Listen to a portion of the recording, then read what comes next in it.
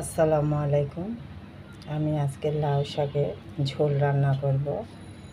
এই যে কচি লাউ শাকের আগাটা থেকে কিছু পাতা কেটে নিয়েছি, কচি পাতাগুলো নিয়েছি, এই যে ডান্ডিগুলোটাও কেটে নিয়েছি। এগুলা দিয়ে আমি লাউ শাকের ঝোল রান্না করব। কিভাবে রান্না করব সেটাই দেখাচ্ছি।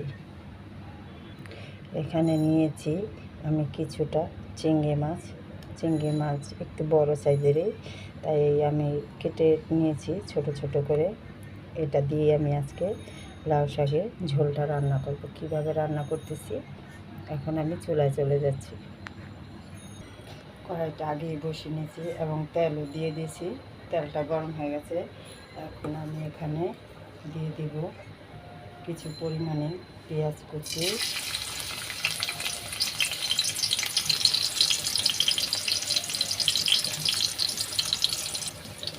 দিয়ে দেব ছোটো চিংড়ি মাছ কাটাগুলো, পেঁয়াজ আর মাছগুলো একসাথে ভালো করে আমি ভেজে নেব। দেখুন, মাছ আর পেঁয়াজ ভালো করে ভেজে নিলাম। এখন আমি এখানে দিয়ে দেব অল্প পরিমাণে একটু আদা বাটা আর রসুন বাটা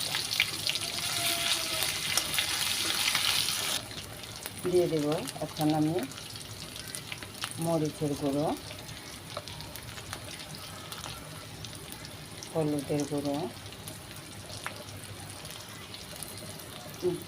ধনিয়া গুঁড়ো। এখন মশলাটা একটু ভালো করে তেলের মধ্যে ভেজে নিব।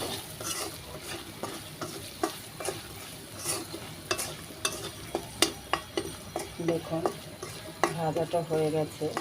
এখন আমি দিয়ে দিব অল্প পরিমাণে পানি।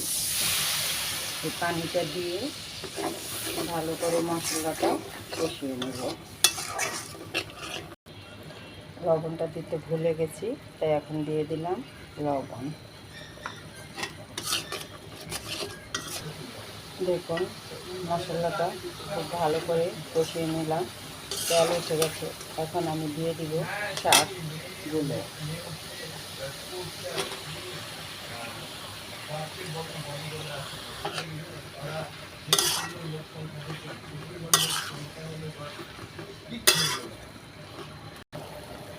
দেখুন শাকটা কতগুলো শাক দেখা গেল, অথচ কতটুকু হয়ে গেল।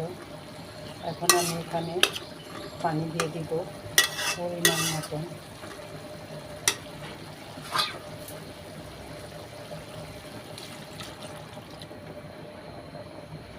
এখানে একটু ঝোলের পরিমাণ বেশি দিলাম, কারণ এখানে আমি একটু ঝোল রাখবো, যেহেতু লাউ শাকের ঝোল, সেজন্য একটু পরিমাণ মতন বেশি দিয়ে দিলাম। এখন এটা হতে থাক। দেখুন লাউ শাকের ঝোলটা হয়ে গেছে। এই পরিমাণে একটু ঝোল রাখলে ভালো, তাও লাউ শাকের ঝোল দিয়ে কিন্তু ভাতটা খেতে খুব ভালো লাগে। আর এখন আমি এখানে দিয়ে দেবো একটু ভাজা জিরা গুঁড়ো।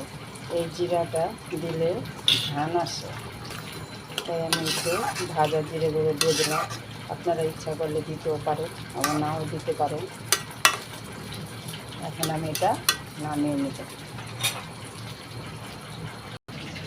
দেখুন বানিয়ে ফেললাম লাউ শাকের ঝোল। দেখতেও কতটা সুন্দর দেখাচ্ছে, কালারটাও কত সুন্দর হয়েছে, আর সবুজ সবুজ আছে। দেখুন খুব সহজে বানিয়ে নিলাম চিংড়ি মাছ দিয়ে লাউ শাকের ঝোল।